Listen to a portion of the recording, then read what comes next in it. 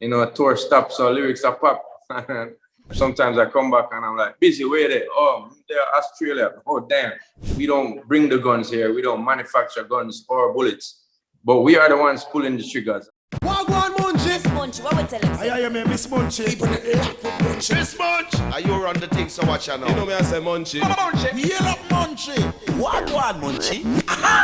Reggaeville family, thank you for tuning into Wha Gwaan Munchy once more. 8 years ago, my guest on this episode was a guest on the show already. He was one of the first ones, and now he has a massive new record coming up. We will talk about it. And first, I have got to say, welcome on the show, and Wha Gwaan Sean Paul. How you doing? Hey, what's up, Munchy? I'm good. Very good. Enough love. Yeah, man, enough love and respect. Thank you for making it to Wha Gwaan Munchy. As I said it already, a massive record is coming up.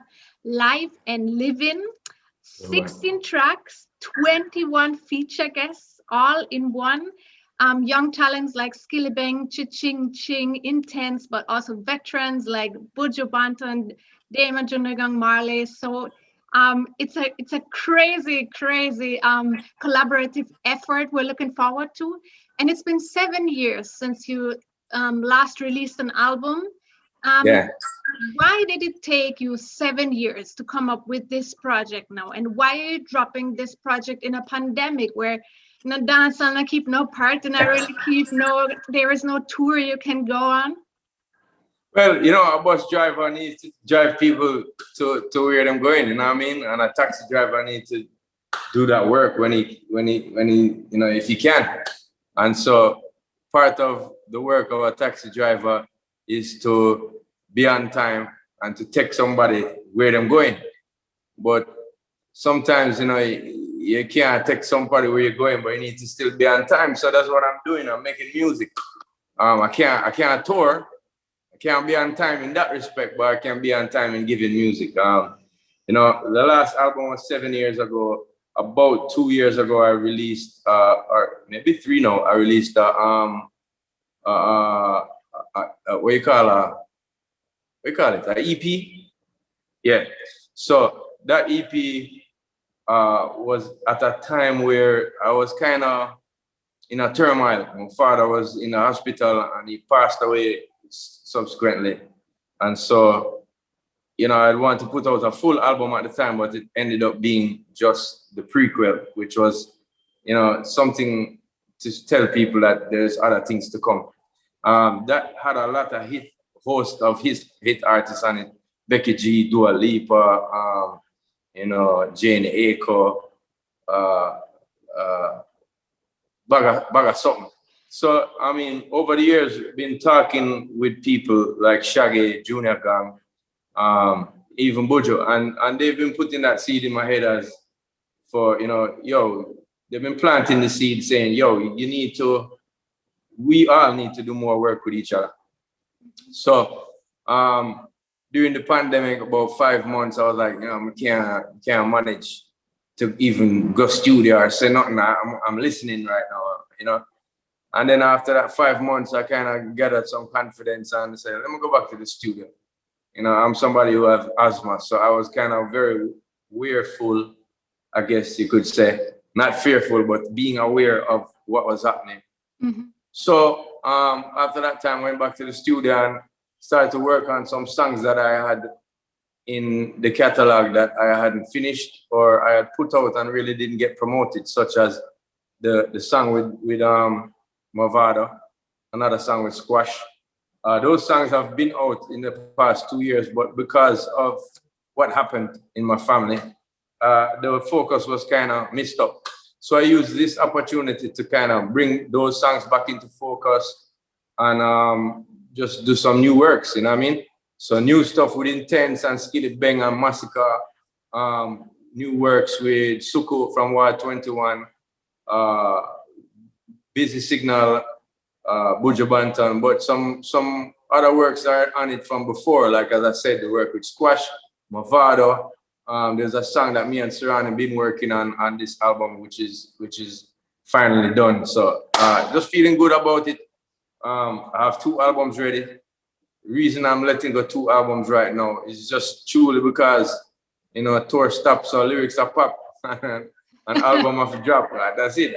You know, when you do what you do for a living, when some part of it stops, you have to keep on pushing through and things. So I feel right now people need music also, Munchy. I mean, I've seen a couple artists saying, boy, I don't want to put out nothing until we can tour. And to me, that don't make no sense because music existed before I could tour.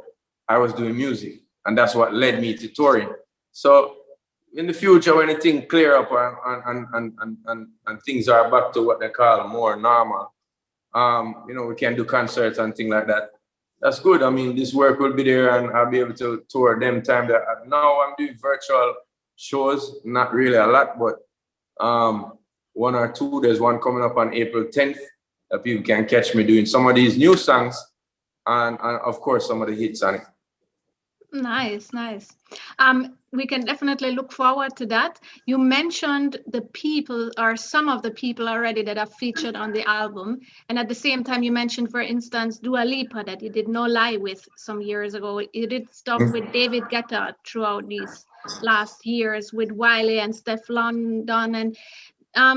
But for this album, you worked with an all Jamaican set of artists. Why was that so? Was that a deliberate decision? And if so, why?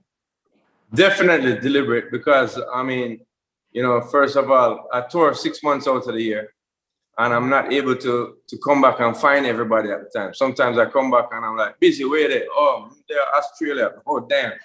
Then I'm link, you know, gang, Wha Gwaan. Oh, they Omaha. You know what I mean? It's like, and everybody has a busy schedule, but the pandemic has given me the time and the space to kind of be able to link these artists and producers and engineers who have wanted to work with for a long time. When touring for 6 months out of the year, you know, when you come back home, it may seem like, oh, so you're touring for 1 month and then you come home for a month. And what are you doing in that month? Well, in that month, besides dealing with the family that I now have, you know, I'm doing things like production. I'm getting visas to go travel because Jamaican artists need visas to travel everywhere. We have to do that. We have to renew visas every time we come home, most times. We have to, there's certain things such as, you know, seeking out which is the bad rhythm them from Jordan and Dan and, you know, these great producers that are here, DJ Fresh and all of that. And that takes up time and it doesn't give me enough time to do this kind of project. So I've wanted to do this project for a while. As I said, I started working on it from before. And certain things happen in life where I just kind of have to take a rain check on it. Now I've had the space and time, so why not?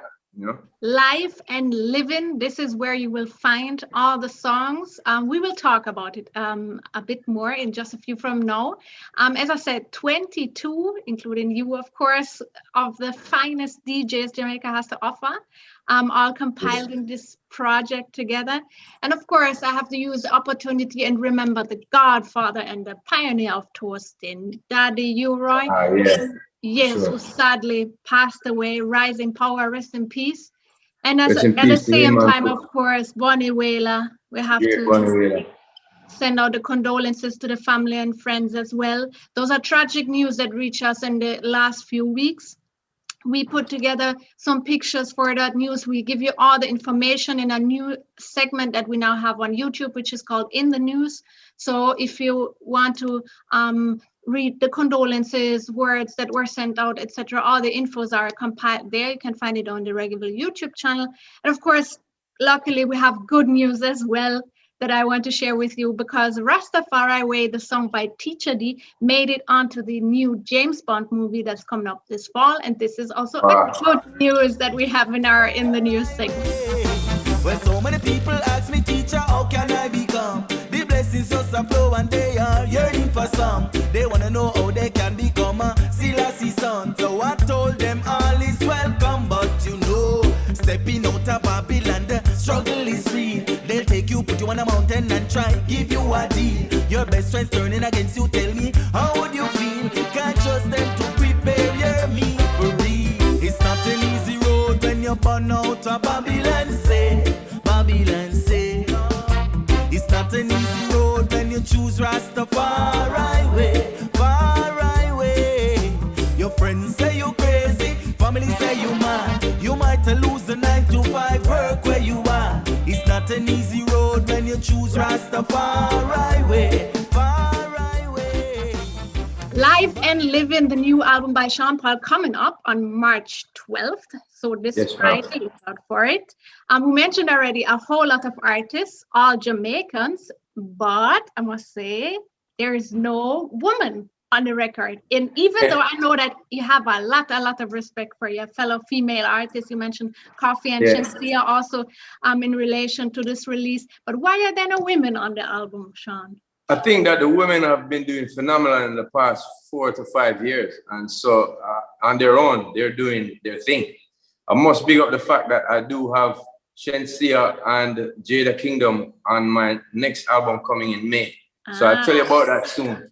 But I kind of just wanted to have a focus on this album, especially with the brethren them. And I mean, a lot of these people I've had a long-term brethren or friend relationship with, like, you know, Busy Signal, Left Side, people like Sarani, you know what I mean? So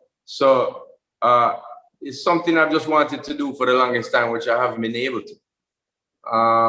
Most of the big collabs that I've done that do well are with ladies.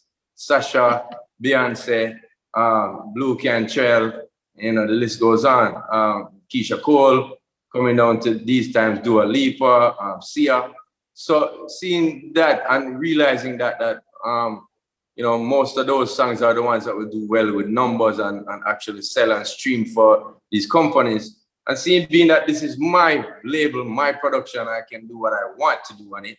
And I'm not really worried about the numbers. I'm just more concerned with proving my point of this album, which is Live and Living is more subtones of collaboration over clash. Let's get the cash. You know what I mean? It's time for us to be more collaborative. I think that clashing is a big part of our culture. I don't think it's the most important part though. When you look at Coffee, when you look at Shensia, when you look at myself or Shaggy or people like Conscience or Charlie Blacks, none of these are really considered to be clash artists, so to speak. And all of them are making waves and streaming and doing a great job for the music, you know what I mean? So I don't lead by you know, having an iron fist. I'm one of the leading people in the genre in streaming and sales, and I think I have a say. So I try to lead by example, by getting some of these young artists to come and do some work, and also, you know, do some things that people wouldn't expect, like work with Intense and Skillibeng on the same album. I've done songs with Alkaline and I've done songs with Squash as well, which is people who perceive, the general public perceive them to be, you know, not being able to work together. I think that our genre has reached a space which is critical to kind of turn that around. And that's why I work with so much brethren on the album. Everybody on the album I revere as a great artist or producer or engineer. You know, Suku from Ward 21 is all of those three things. And so is Left Side, all of those three things. DeMarco is a great producer and artist, and he also appears on this album in providing the last track. The last track is called Everest, and it features me and Masika and Skillibeng. Yeah. And, you know, everybody doesn't really get along that well. So it's like, you know what, let me just try to do that. And so that's why I call the song Everest, because first of all, my respect is tall like Everest, so that these three people can come together and work. But also, it felt like, you know, to finish this album and put this song on the album, it felt like climbing up a big hill. It was a monumental task to really put 21 dancehall artists together in this pandemic and just put out the work. So yeah, good little vibe, and it's all about unity for me. Yeah, man, I really, really love that spirit. Thank you. But now that you mention it already, with the female artist being on the next album, you cannot. Yeah. We have got to talk about this next album at least a little bit. All right, so True. you're gonna release another album. So what can you tell me by this point in time? As much as I possible. want to big up the fact that I did use a sample of a female who is from dancehall circles on the song Spaceship with Super. Right, which is one of the baddest songs on the album. By the way. Mad, big up, love that. I was involved in building the rhythm. The bass line is mine, I can say. Mad. Big up. The drums was hit by News from Money Matters Entertainment. He's the person that runs my label. And also my brother was involved with finding something. Kappa Shot was involved. Kappa Sean and my brother, they found the samples, both the weird sound, and also Sasha being in there. Big up to Sasha, big up to Steely and Clevie and Danny Pepperseed for helping out with all the paperwork to get that done. So the new album, the next album is called Scorcher. Now Scorcher features the lead single from Chimney Records' new production called Style of Style, which is a big rhythm right now, and it features people like Shensia and myself and Idonia and Taras Riley. Also, this new album, I've called it Scorcher. This is the second album. So that's coming in May. I've shot the video for that already, and I am looking to shoot some more videos for this project. Gwen Stefani and Shensia is on this album, one big song, a big lovers rock song. That is mad. Okay. You know, dancehall, because we're spitting on it, but it's more lovers rock oriented with the music. You know, it's kind of like a salute to that whole time frame of our music. Also, people like Stylo G's on the album. Big up to Stylo. Been doing his thing for quite a few years now, and really making a mark. The Ty Dolla Sign's on the album. Big up to him. You know, I still like rap music now and then, and there's not everything in the genre do I follow anymore. But I can say that there's some artists who I revere, like Tory Lanez is one of them, and I worked with him on the prequel and the EP I put out a couple years ago, and I worked with Ty Dolla Sign on this album because I do rate him. His father comes from a funk band actually, which is something I didn't know, and great to know the roots that he was always been in music. Big up to Tovlo, she's on the album. Also, people like Sia. I have a big tune with Sia coming again. That was a #1 song when we worked together before, and I really think this one is a good one. It's called Dynamite. So this project, Jada Kingdom on the album, and Junior Gang is also on this album with Nicky Jam from Reggaeton World. So both very packed, loaded albums. I would say that obviously, yeah. I would say that this first album, Live and Living, has more collabs on it. There's 15 collabs on one single tune from me in the song called Lionheart. And I have to big up the one person that's not a Jamaican. All right. On the album. This is Stoneboy. So big up Ghana. He came in, I would say last minute, like literally 2 weeks ago or 3 weeks ago. He was here in Jamaica and he came and we're outside, everybody smoking and us talking, and we're playing the album inside. And I'm just like, yo, what is all of these songs, all of these collabs? I said, my album, I'm dropping it in a couple of weeks. I said, I have to get on this album, bro. And so he brought me up, and he heard the Jaz Royal song, and he was like, oh, this topic is amazing. Let me get in it. So we used it as a remix. Big up to him and big up to the entire Ghana. Yeah, man. I'm sure they're definitely gonna love this record. And I'm sure that there are enough songs on it that will turn into classics, just like Glue did and Get Busy did. So definitely no worries about that. I just want to use the opportunity and highlight a few more releases that are coming up in recent times. For example, Jaz Elise, she just dropped her debut EP, The Golden Hour. So you can have a listen at this. Gentlemen's Dub Club are coming up with Down to Earth a week after Sean Paul's release on the 19th. And we at Real People Music just dropped the Marching Rhythm at Juggling that also Human Race by Jah-Lil is a part of. Human race, running in a human race, yeah. What a disgrace. Human beings run a human race.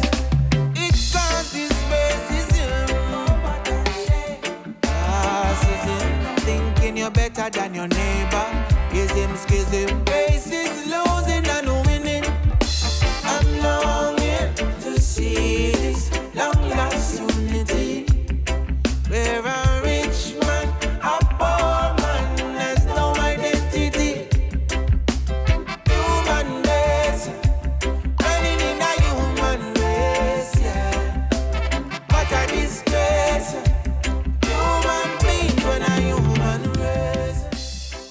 Human Race by Jah-Lil, a powerful message. And speaking of powerful messages, because we spoke so much about the collabs, and now I must mention one of my personal favorite tracks on the Live and Livin album is the one song that's not a collaboration. Lionheart, you mentioned already the title. Yeah. Please tell all those that don't know the song as yet a bit about what the song is about, and also tell me the spirit you had in mind, and also what inspired or motivated these lyrics that we hear there. Okay, I was in an interview and somebody asked me, wouldn't I consider to do verses? And in my head, the first thing I said was like, no, it seems like clashing to me, and I don't want to clash my own genre or even anybody outside my genre. I don't want to use music for that. As Capleton said, music is a mission, not a competition. Right. So I started to say that clashing remind me of slavery, and then everybody come down on me. A lot of people that was upset with me, of course, because clashing is a big part of our culture. Yeah. But not everything in culture is good, is positive. You know what I mean? There's some parts of some cultures that are just negative. And I never said that people should stop clashing. I never said that, I didn't enjoy it as a kid. But I've grown to view it as something that is a negative aspect of our culture. And so I want to big up the more positive parts of the culture. And so this song was kind of clashing the whole culture. It was for me to state my claim, to say that, basically I've been one of the leading persons bringing other people to this genre internationally. And I have a say, I have a say in what is on my mind, I should say. So I think that with the clashing aspects, we kind of glorify it now. Now, this music is supposed to be telling people about our lives, about a bag of things that's happening right now in Jamaica, or, reggaeton tells you about wherever they're from, or hip hop music tells you about where they're from, but when it comes to the point where you're starting to embellish it and you start to more glorify it, I have to kind of call it out, so songs that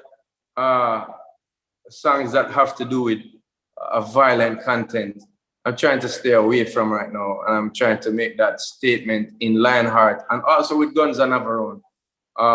There's a circle of violence. We don't bring the guns here. We don't manufacture guns or bullets, but we are the ones pulling the triggers. And so I'm just trying to kind of make people be more and more thoughtful of that, or aware of that. So these two songs are very important to me.